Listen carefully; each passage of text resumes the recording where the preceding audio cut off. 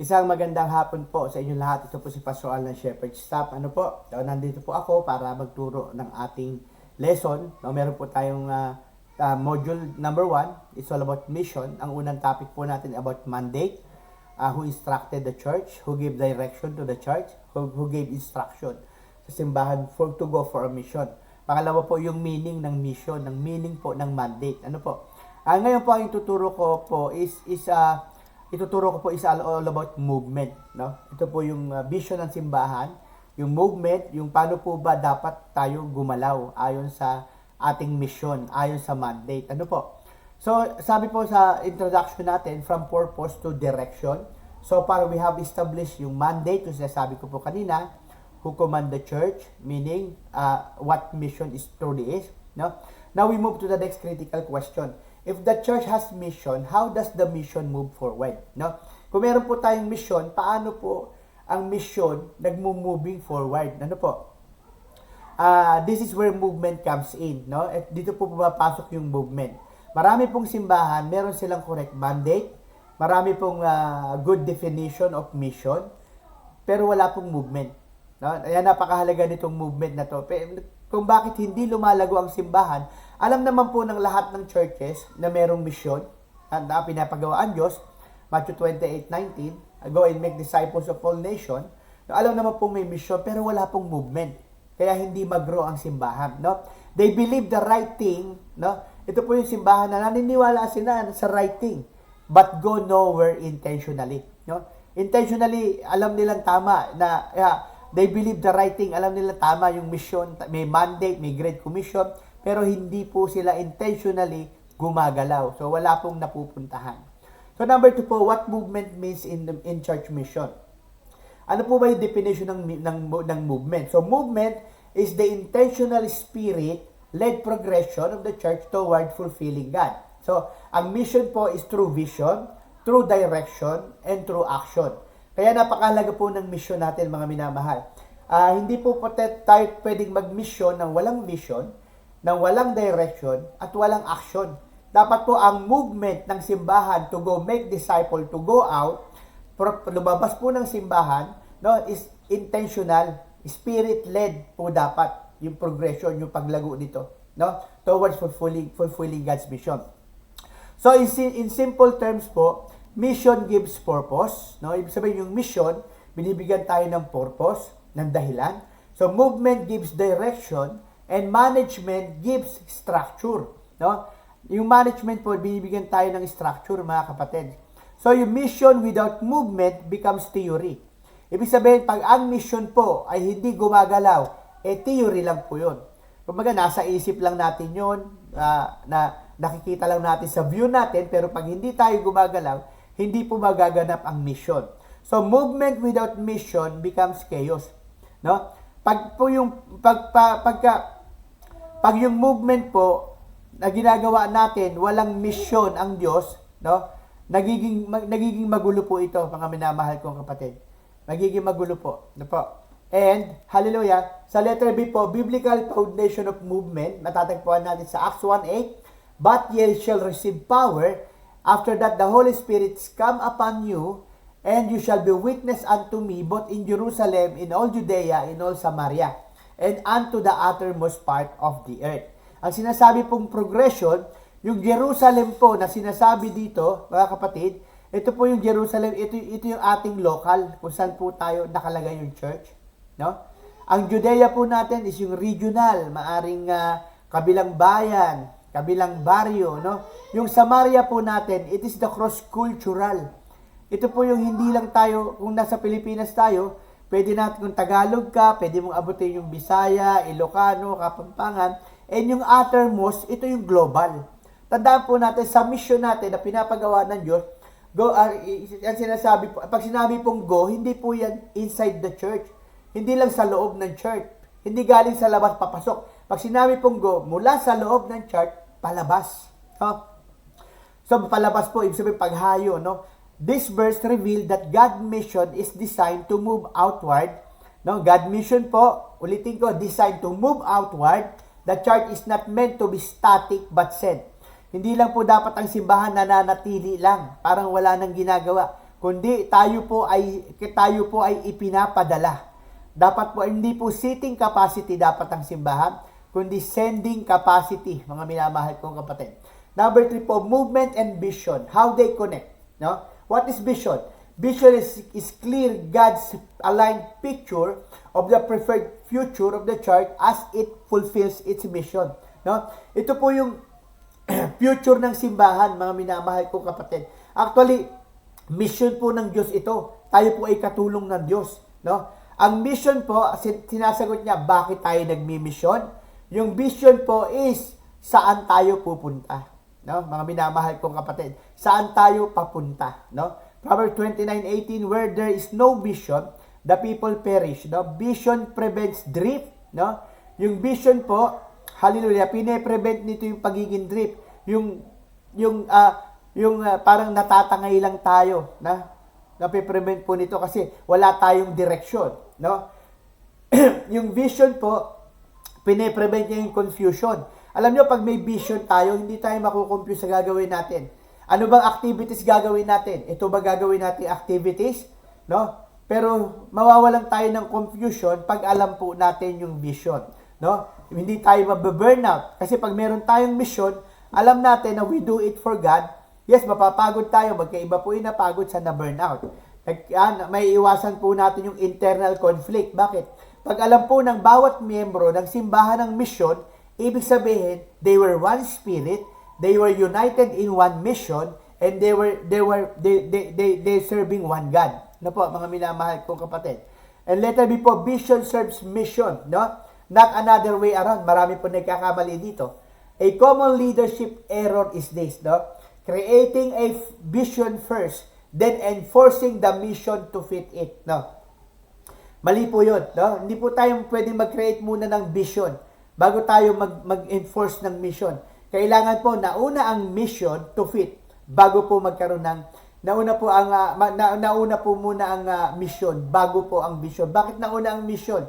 No? Kaya po itinayo ang simbahan hindi dahil sa vision, kundi dahil sa mission.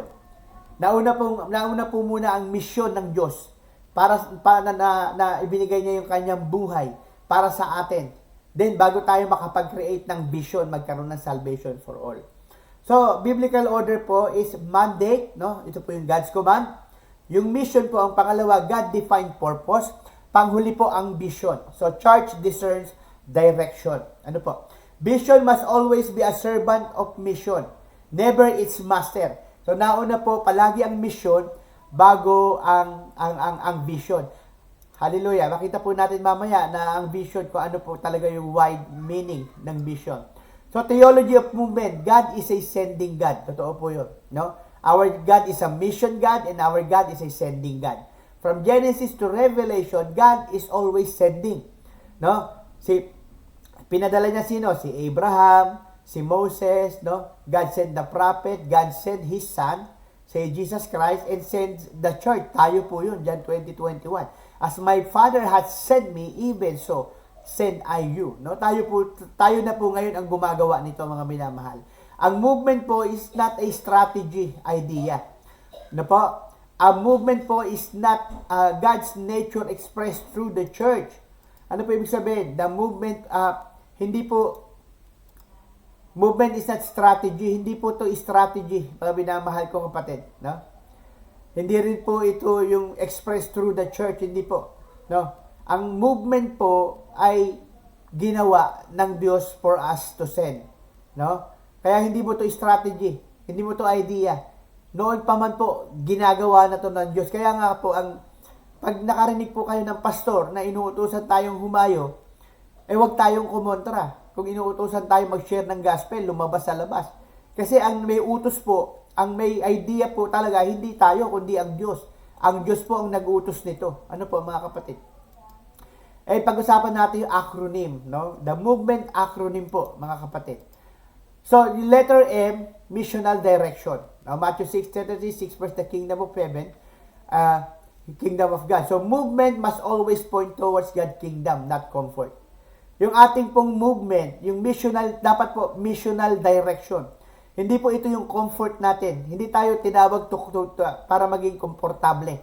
tayo po ay ipinadala, mga minamahal kong kapatid, no? Kaya una natin gawin, seek the kingdom of heaven. Letter O ng movement is obedience driven. Sabi nga po sa James 1:22, be ye doers of the word and not hearers only. Movement begins with obedience, not innovation. Ito po. Hindi po yung pagpapaganda, hindi po yung pagbabago. Nagsisimula po yung movement sa pagsunod, mga minamahal kong kapatid. Dapat obedience driven po tayo. So yung vision guided tayo, no? Habakkuk 2:2, write the vision and make it plain. Clear vision produces coordinated movement. Hindi po pwede na meron kang vision, pero kung saan ang punta mo. Pag may vision po tayo galing sa Diyos, sigurado po ako ang lakad at ang tapak ng ating mga paa at ang pupuntahan ng ministry natin nagiging tama at nagiging fruitful at nagiging maganda ang lakad. Kasi bakit? Kasi po ito yung vision guided. Letter E po, empowered by the Spirit, no? Act 1:8, you shall receive power. Programs move people, pero the Spirit moves the heart. Ano, ito po yung masarap, mga minamahal ko kapatid. So meron akong kwento sa inyo dito, mga minamahal, sa empowered by the Spirit.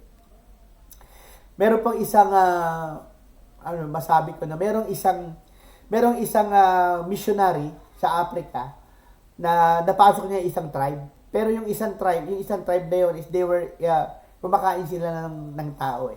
Cannibalistic sila. But then na-share ng gospel, nakakilala sa Panginoon. Hanggang sa namatay yung missionaryong Amerikano, Polandese, no? So pumunta yung Poland government, nagpaalam sa government na kukunin nila yung bangkay nung Polands, no? Nung kukunin na po nila, nakuha naman nila pero nakita nila biyak yung dibdib. Ang sabi po nung government ng Poland, bakit biyak yung dibdib nung aming kababayan na kukunin pabalik sa aming bansa? Sabi nung tribe, sabi niya, sa inyo po ang katawan, sa amin ang puso, no? Alam niyo mga kapatid, napakaganda po ng testimonies na 'yon, Ibig sabihin, sige, inyo na yung katawan, basta yung puso niya may iwan dito sa amin. Yun po yung kahalagahan ng ating pagbabahagi ng salita ng Diyos. Pagka nalakaran po natin ito, napakaganda po ng impact nito, mga kapatid, sa buhay ng mga gagamitin ng Diyos at babaguhin ng Diyos. So, letter M po, sa movement, measurable progress. Sa Act 2:47, and the Lord added to the church daily. No? Biblical movement produces visible fruit, not just activity. So, ibig sabihin, pag po tayo, mga minamahal, ay lumakad, nagkaroon ng movement, no? Nagkakaroon po ng measurable progress. Hindi po ako naniniwalang nag-share tayo, gumagalaw tayo, gumagawa tayo, pero wala tayong kalulong na idadala sa Panginoon. Hindi po ako naniniwala doon. Kailangan lang po talaga tayong gumalaw. So, measurable progress po, mga kapatid.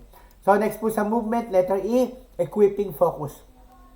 Sa Ephesians 4:12 po, sabi doon, for the perfecting of the saints, movement happens when believers are trained, not spectator. No? So mga kapatid, pastor and leader, napakahalaga po nito. Hindi lang po dapat anointed. Dapat po, kung meron talaga divine calling, may godly character dapat yan, dapat tinitrain yan. May competency, natuturo po yan yung competency. No? Kaya po kaya yung Ephesians 4:12 is God-given to us for the perfecting of the saints, para maging karapat dapat silang magamit ng Panginoon. So, equipping focus. Ihanda natin ang puso ng mga leaders. Pumili tayo ng mapagkakatiwalaan sa simbahan. Sabi nga 2 Timothy 2:2, humanap ka ng mga tao mapagkakatiwalaan mo at handa at yung taong marunong din magturo, handa ring magturo sa iba. Sabi and then, letter N, next generation minded. No, 2 Timothy 2:2, the same commit thou to faithful men. Movement always look beyond the present leader. So mag-prepare tayo, no? Huwag tayong mahiyang magturo. Yung mga magagaling sa church na alam nating anointed na, faithful na, teachable na, pero magaling, natatakot ka, baka maagawan ka ng ministry, huwag kang matakot. Hindi naman sa iyo yan, sa Panginoon yan eh. Pag nawala ka sa mundong ito, hindi mo madadala yung ministry mo. Pero ang inuutos ng Diyos, ipasa mo. No? Ipasa natin sa next generation, mga kapatid. So next po, transformational outcome. Romans 12:2, be ye transformed by the renewing of your mind. Movement changes life, not just schedule. No, pagka tayo po ay gumagalaw, nagtatrabaho, nagiging living testimony tayo. May mga nababago ang buhay, ikaw rin nababago ang buhay mo. Kasi ang aim mo naman talaga is makakilala sila sa kay Kristo at mabago yung kanilang mga buhay. Kaya ang outcome ng movement, maraming mababagong buhay. Ganon din sa'yo, mababago rin yung buhay natin, mga kapatid. Kasi magiging testimony tayo, magiging ilaw tayo sa kanilang mga harapan. Next po, hallelujah. So, sa 5 po, yung movement versus activity. No? Tingnan natin yung mahalagang distinction. Many churches confuse busyness with movement. Akala nung iba, busy sila. No? Pero hindi naman pala tama hindi naman pala tama yung kanilang ginagawang movement. No? Yung activity, repeat routine na ipaulit-ulit na natin ginagawa. No? Nagme-maintain na lang tayo ng system. Nagpe-preserve na lang tayo ng comfort. Repeat routine, kung ano yung ganun na lang, huwag na tayong magdagdag. Yun na lang. Huwag na tayong mag-evangelize. Yun na lang, kung ano na lang. Kung ano na lang yung dati, yun na lang din gawin natin. Paulit-ulit na lang. Nagme-maintain na lang tayo ng system. Kung ano yung sistema ng simbahan nun. Kung wala tayong hayo, huwag na tayong humayo. Ganun din yun. Mali po yun. Nagpe-preserve na lang tayo ng comfort. Okay na to. Basta, ang katuwiran natin, okay na, tayo na lang. Basta tahimik tayo. Mali po yun. Ang quality church, nagpo-produce ng quantity. Imposible pong hindi. No, kaya nga po, kasama sa turo natin na magturo tayo sa iba no? Turuan natin sila para ma-equip sila. Pero yung activities po, kaiba sa movement. Yung movement po, advances mission. No? Ibig sabihin, dadami ang church, marami kang shushiran, lalabas ka sa labas. Nagde-develop po yan ng people, hindi po maintaining system lang. Dapat nade-develop yung mga tao pag nilapitan nyo, matuturuan sila ng Diyos, tuturuan din sila. And it requires faith and change. No, kailangan po ng faith dito at saka pagbabago, no? John 15:16 that you should go and bring forth fruit. Fruitfulness, dapat po, not familiarity is the biblical measure, no? Ang sukatan po ng isang Kristiyanong lumalago, mga kapatid, na may care sa kaluluwa, fruitfulness, no? Hindi po familiarity lang. Ano? Yan po yung sukatan, mga kapatid. Ang tanong, may bunga ba? Kamusta ka, kapatid? May bunga ka ba? Hallelujah. Number 7, movement in church management. When movement is clear, pag malinaw po yung movement, yung strategic planning becomes spiritual. Lahat ng gagawin natin, nagiging spiritual, hindi corporate. No? Gagawin natin ito ng spiritual. Pag ginawa natin, kasama si Kristo, pag ginawa natin, lalagay natin yung puso natin sa ginagawa natin. Pagka po ang movement ay malinaw, no?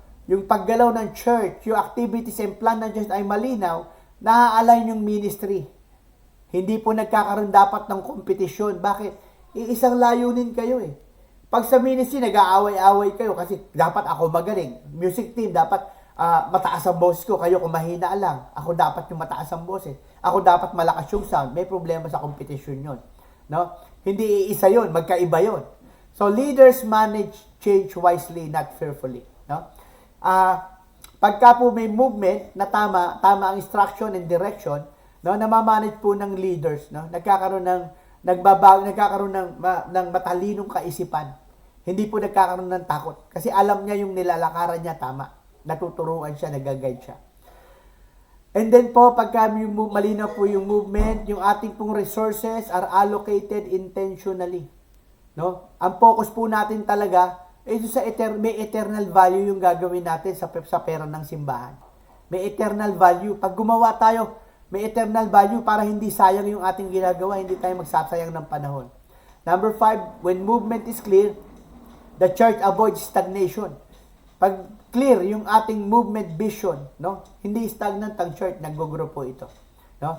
Parang analogy po sa isang barko, movement is like sa isang barko, sa paglalakad. Movement is like walking toward a destination. Mission is knowing why you walk. And vision is knowing where you walk. No, malinaw po yun, mga kapatid. Yung movement ay katulad ng paglalakad sa kanyang pupuntahan.